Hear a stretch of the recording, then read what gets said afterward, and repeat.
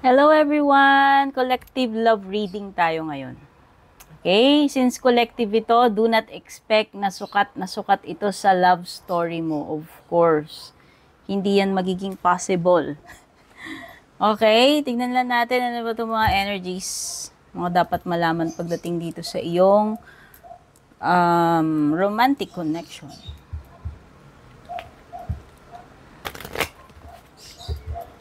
Ang Purple Tin nga pala para sa mga bago dito, nais ko lang magpasalamat, lalo na dun sa mga matagal nang sumusubaybay, sumusuporta, mga laging nagsishare ng mga readings ko. Always grateful, malaking tulong pong lahat yan.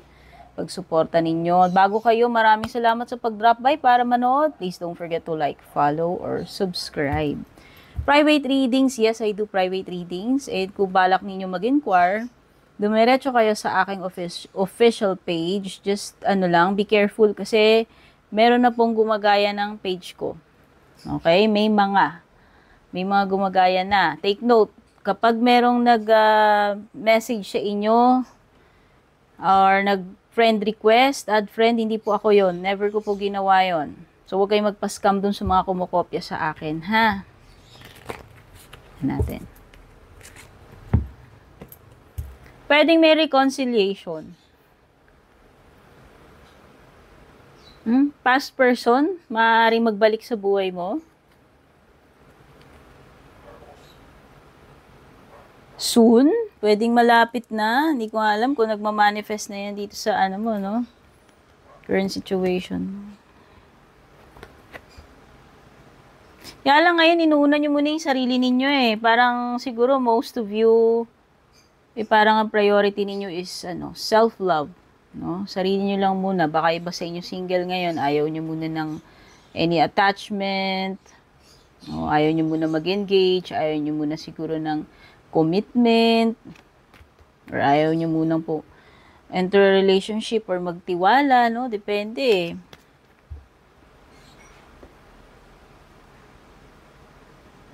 Okay.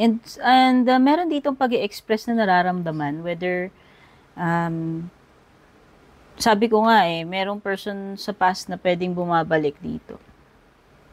Pero meron kasi dito gusto niya sabihin yung nararamdaman niya, pwedeng pagtatapat ito, no? Or, kung meron ka daw nararamdaman sa isang person, let this person know kung ano yung nararamdaman mo. Sabihin mo sa kanya, iparamdam mo, paalam mo sa kanya.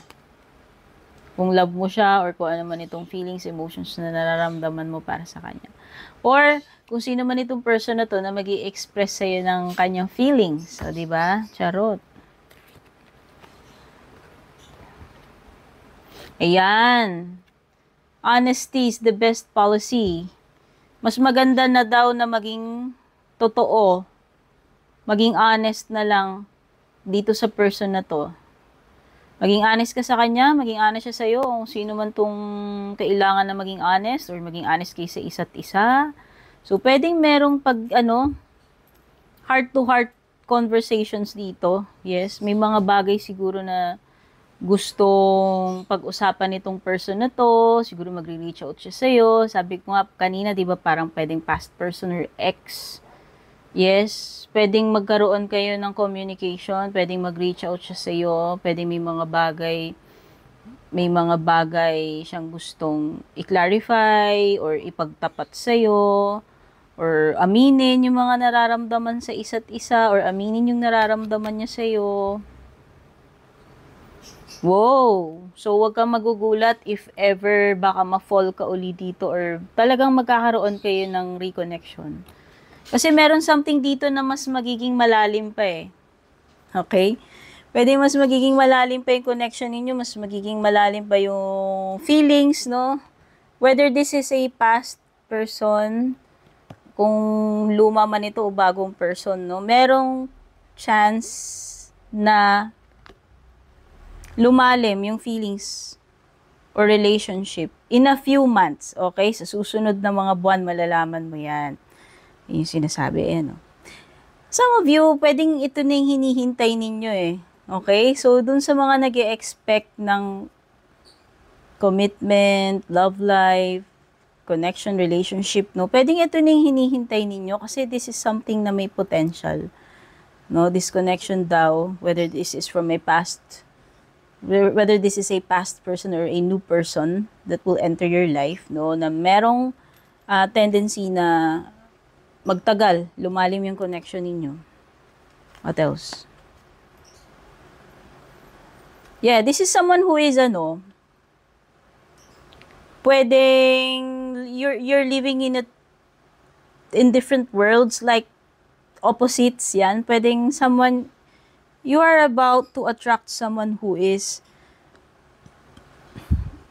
pwedeng hindi siya yung type mo, hindi siya yung ideal, hindi siya yung typical, or malayo doon sa mga standards mo or gusto mo in a person, in a relationship. Pwedeng gano'n.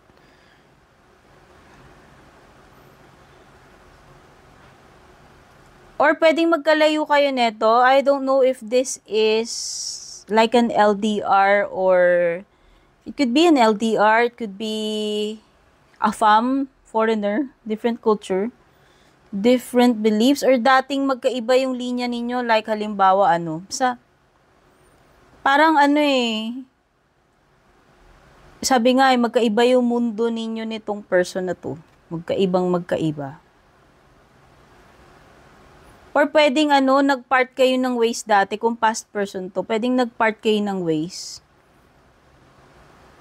Pinursu niya yung dream niya, basta meron kayong naghiwalay kayo na parang may magkaiba kasi yung gusto ninyo mangyari, magkaiba yung mga goals ninyo, yung mga gusto ninyong gawin at that time, kung past person ha.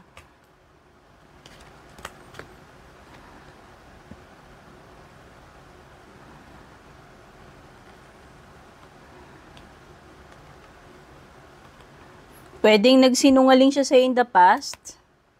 Pwedeng nagkaroon ng sorry, nahulog yung card ko. Wait lang, pulutin ko.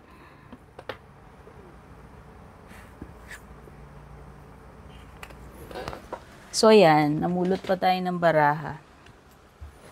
Pwedeng nagkaroon ng deception in the past. No? Hindi ko alam kung sino yung gumawa sa inyo. Kasinungalingan or deception. Okay, pwedeng nagka-atraso sa iyan. Yes, maging open ka daw anytime. Pwedeng may bagong person na papasok sa iyo. It could be a new love para sa mga single dito na nag-expect ng new love. Let your guard down. Hindi mo kailangan masyadong lagyan ng, tawag dun? Masyado mo na yatang binakuran yung sarili mo. Masyado mo nang hinigpitan yung security sa puso mo na wala ka nang pinapapasok kahit sino. Okay? Pero this is an indication na open yourself. Maging open ka dun sa possibility. Kasi you might attract a new person which will start as friendship. Yan. Pwede magsisimula kayo as friends and then it will soon deepen into something solid. No? Something na merong malaking potential, di ba yung sinasabi ko. So this is something to look forward to if I were you.